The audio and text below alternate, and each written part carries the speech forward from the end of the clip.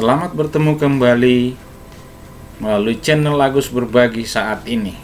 Kita akan lanjutkan pembelajaran kita hari ini.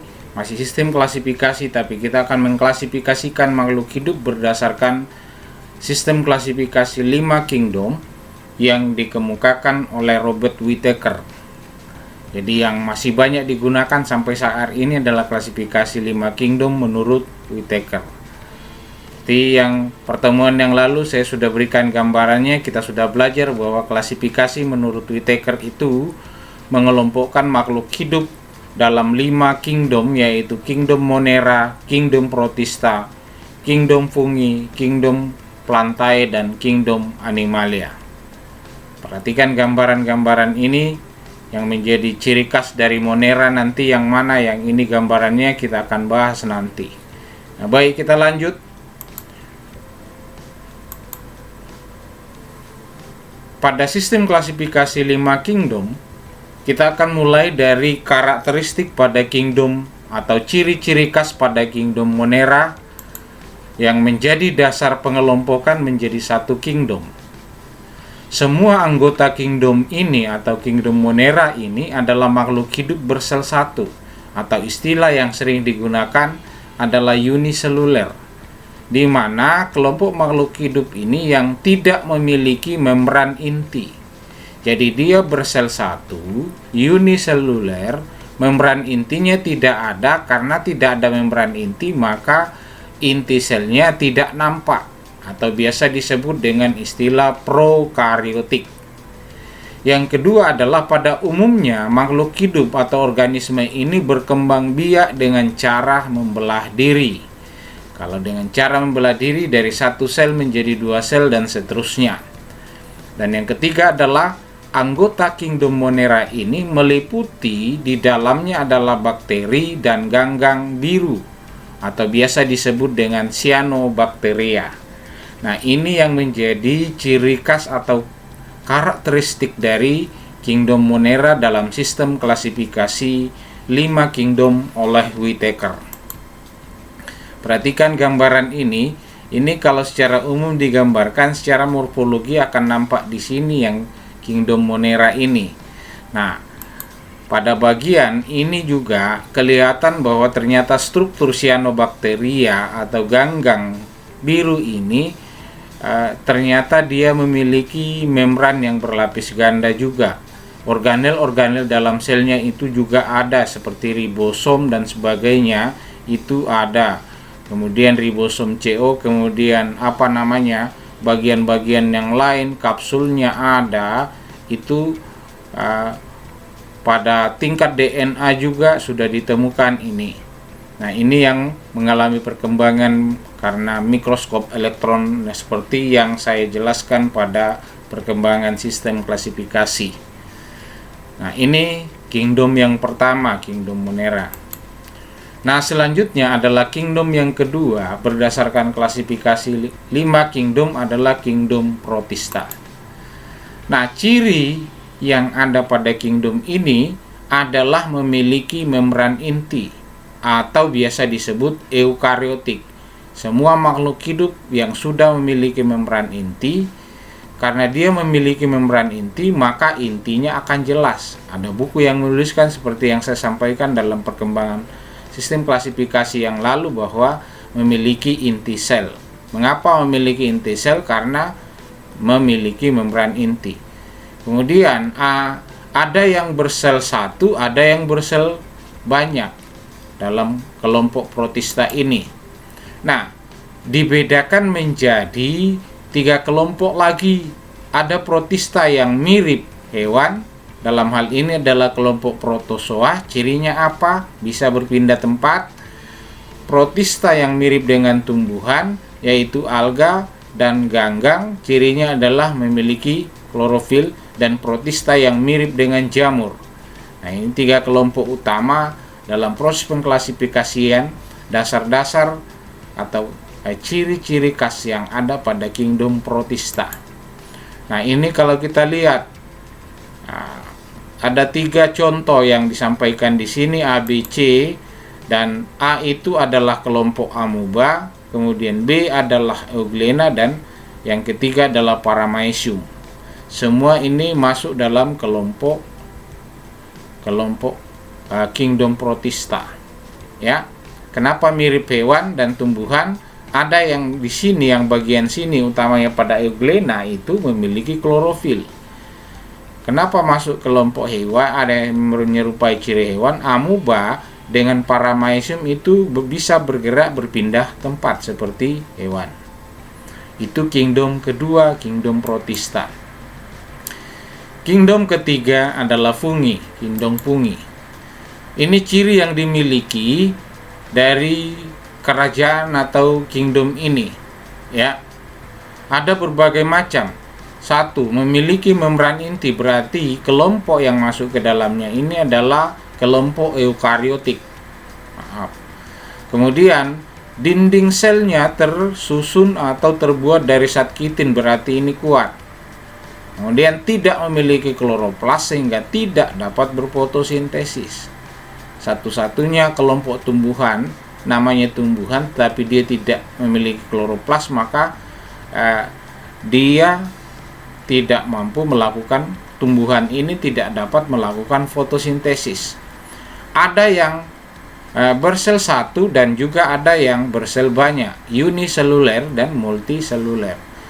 Tubuh jamur tersusun atas benang-benang yang disebut dengan hipa. Hipa yang berkumpul ini atau kumpulan hipa itu disebut dengan miselium. Semua jamur memiliki.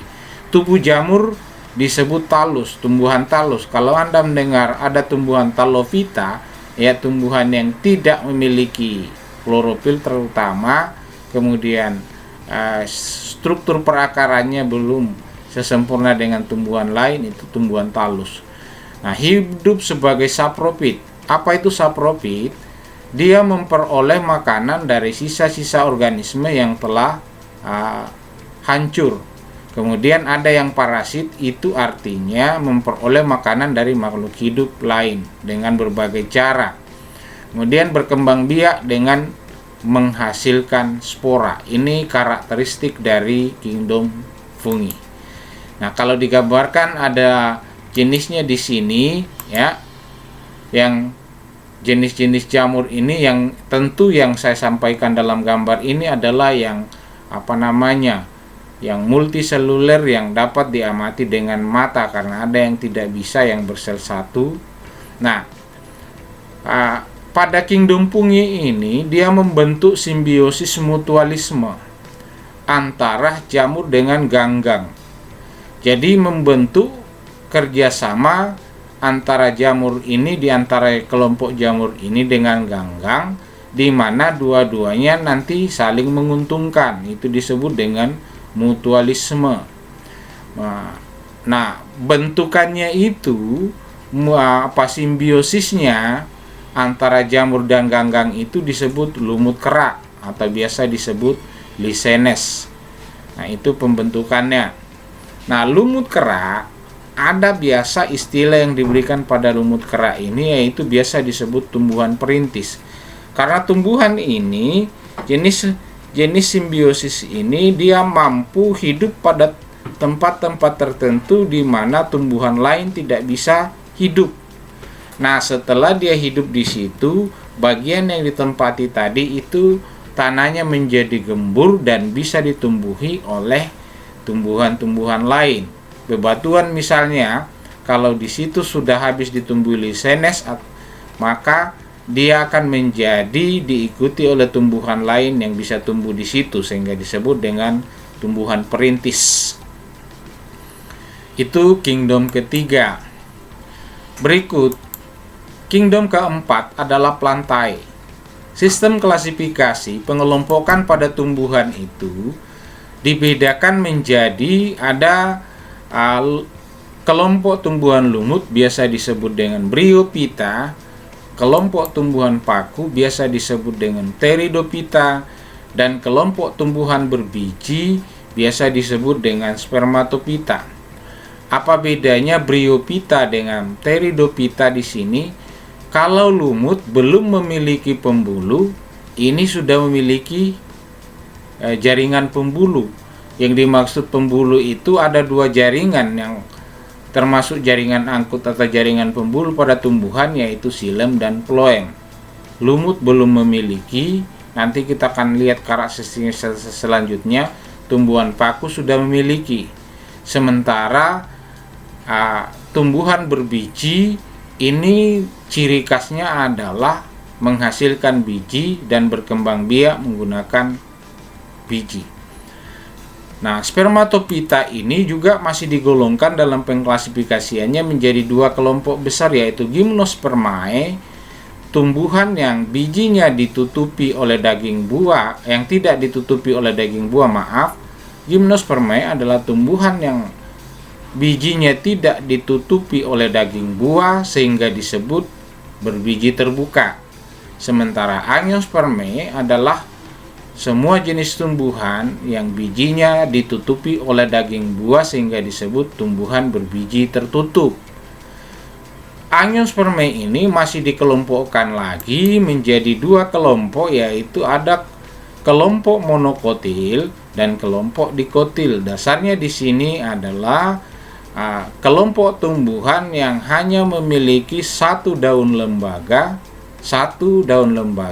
dan dua daun lembaga atau satu pasang daun lembaga.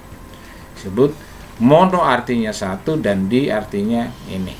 Nah, ini sistem pengklasifikasian pada kingdom Pantae seperti ini. Akan lihat selanjutnya nanti. Selanjutnya adalah kita akan lihat ciri-ciri masing-masing ini. Ciri-ciri lumut yang saya katakan tadi. Memiliki akar, batang, dan daun yang bukan sejati. Yang dimaksud dengan akar sejati, organ tadi akar, batang, dan daun sejati itu yang memiliki lapisan-lapisan seperti pada tumbuhan tingkat tinggi. Kemudian berkas pembuluhnya belum ada.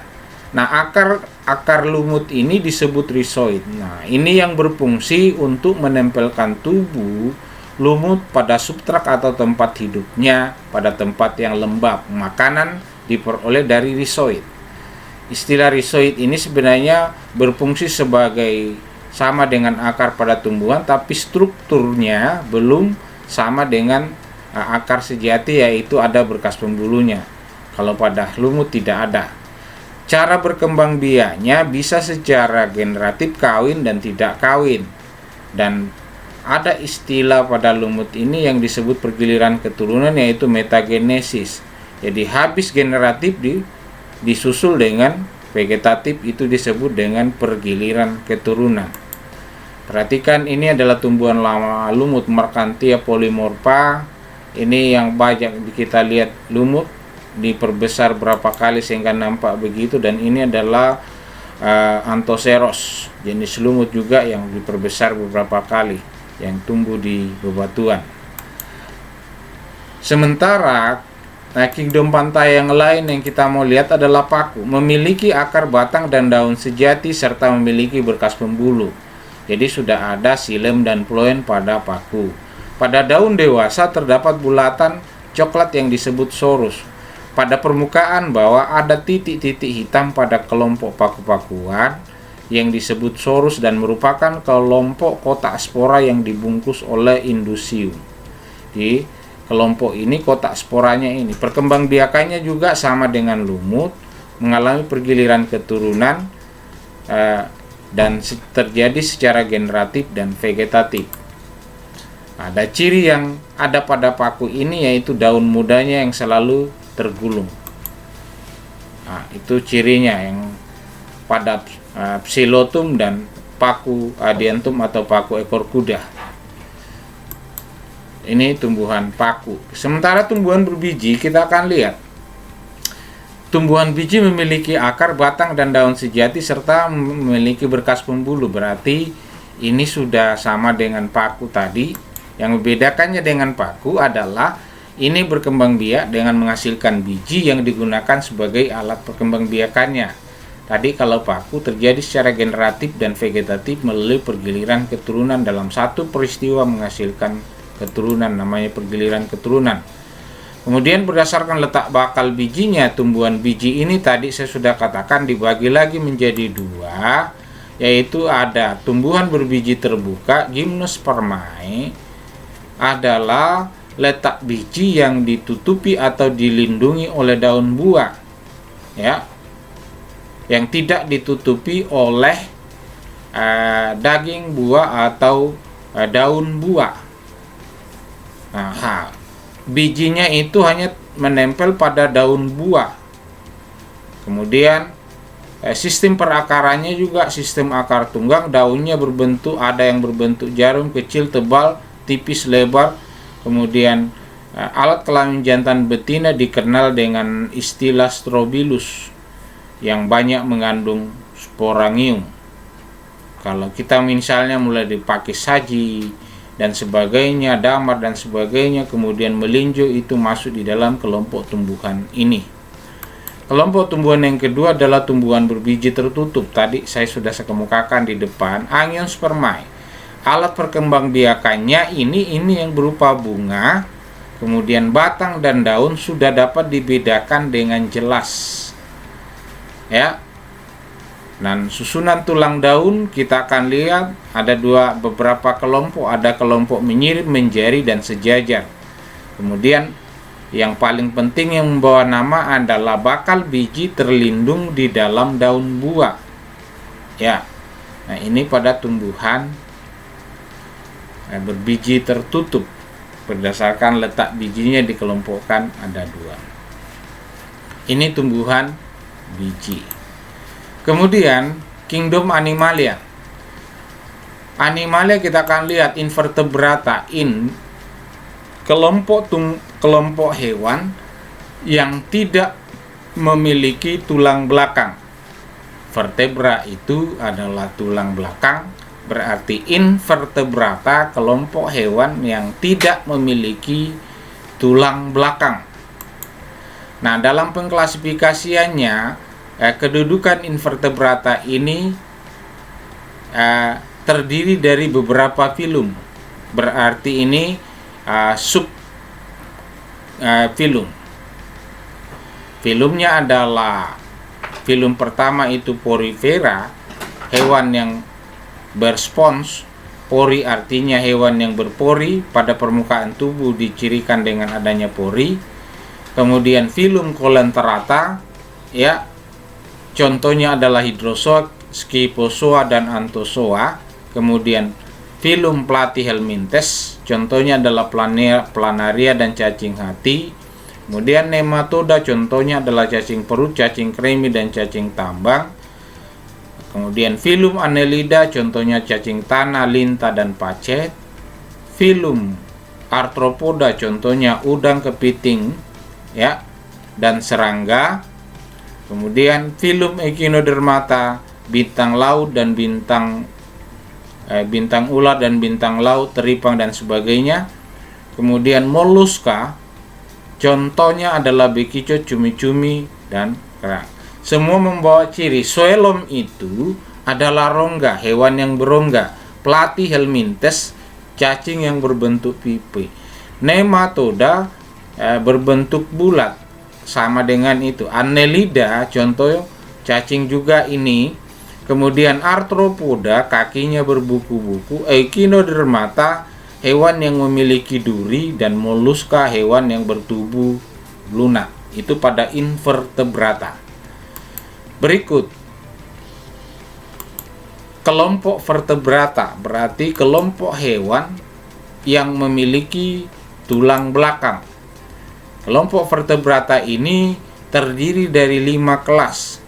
Buku yang Anda pegang, Erlangga, terbitan Erlangga, kemudian pengarangnya Tim Abdi Guru, ya, itu menempatkan Pisces itu sebagai superkelas. Ada buku yang menuliskan hanya kelas. Ya, kelas Pisces, contohnya adalah pada umumnya yang berada di dalam sini adalah ikan, kecuali ikan yang bernapas dengan paru-paru, itu tidak berada di sini. Kemudian kelas yang berikutnya adalah kelompok amfibia, yang bisa hidup di 2 tempat, contohnya katak, bisa di darat, bisa di air. Kelas reptilia, kelompok hewan yang pada umumnya melata. Walaupun ada di antara mereka ini yang punya kaki, tapi proses jalannya itu merayap itu masuk di dalam reptil. Kelompok Aves, semua jenis burung termasuk di dalamnya, ya. Dan kelas yang kelima pada vertebrata adalah kelas mamalia, yang hewan yang menyusui, melahirkan dan menyusui. Ini pada kelompok vertebrata. Nah, demikian pertemuan kita hari ini. Selesai pertemuan hari ini, dan kita akan bertemu kembali melalui channel Agus Berbagi dalam pembelajaran dan pertemuan berikutnya.